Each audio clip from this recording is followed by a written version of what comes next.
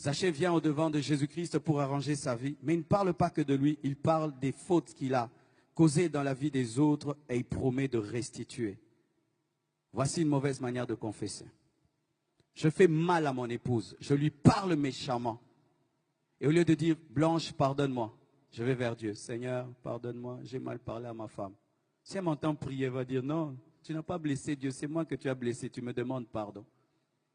Nous avons un problème, nous blessons les hommes, mais nous allons auprès de Dieu pour demander pardon sans demander pardon aux hommes.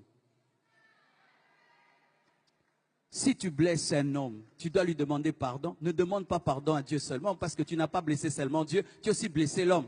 Tu parles mal à ton frère, demande-lui pardon. Ne dis pas, Seigneur, j'ai blessé les gens avec ma langue. Non, je suis là, j'ai mal. Viens me guérir, dis-moi que tu m'as fait du mal.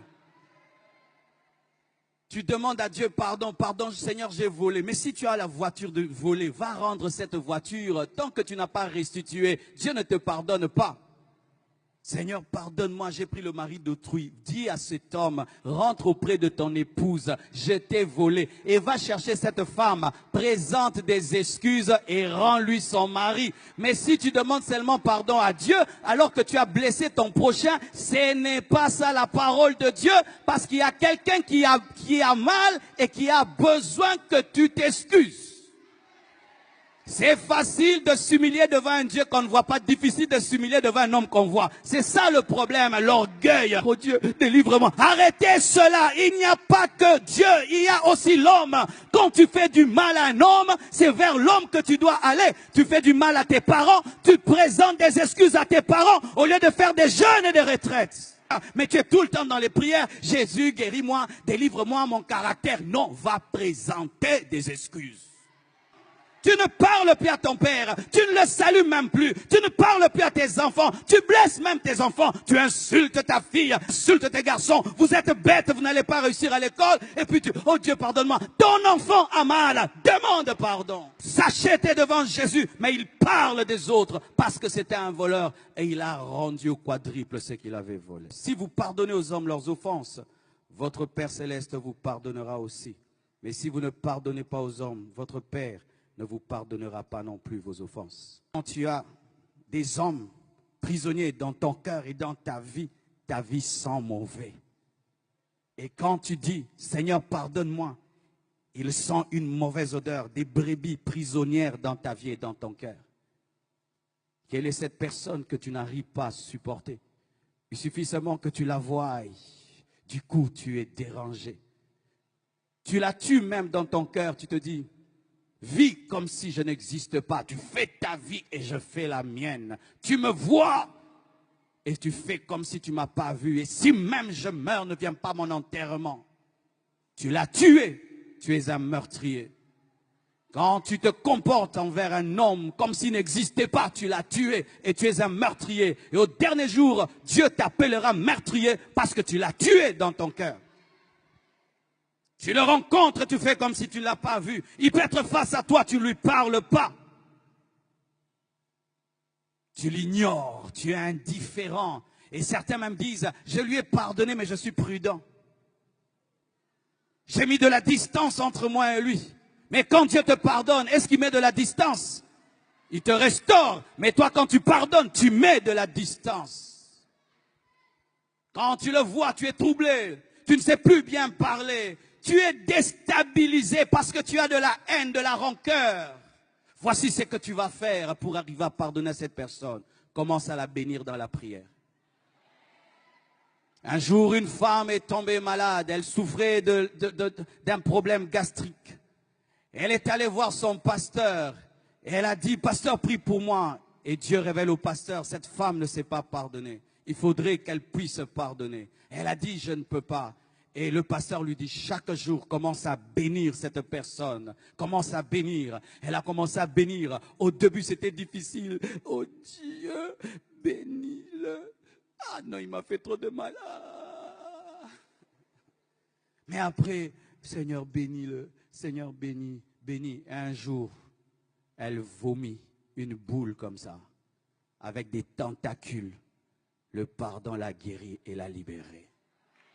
Lorsque tu as de la haine, ce n'est pas d'abord la personne qui est haïe qui souffre, c'est toi qui souffres parce que tu ne te sens pas à l'aise.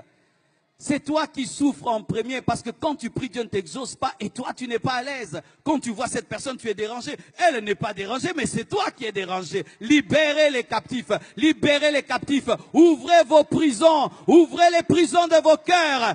Téléphone cette personne. Dis à cette personne, je t'aime, je te pardonne. Et je t'assure que tu vas l'amener au Seigneur par ton pardon. Beaucoup qui êtes chrétiens en ce lieu, vous n'arrivez pas à amener vos familles vers Christ.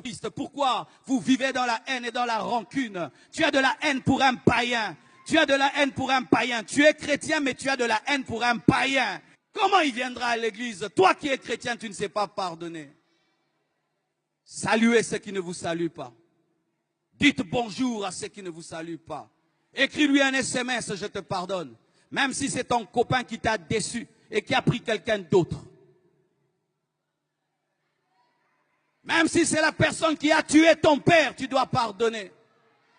Même si c'est la personne qui est allée, qui a détruit ta réputation, tu n'es plus respecté, tu dois pardonner. Pourquoi? Parce que Dieu t'a tout pardonné. Jésus est mort pour tous tes péchés. Il est mort pour tous tes péchés. Et s'il a tout pardonné, tu dois aussi tout pardonner. Soyez parfaits comme votre Père Céleste est parfait.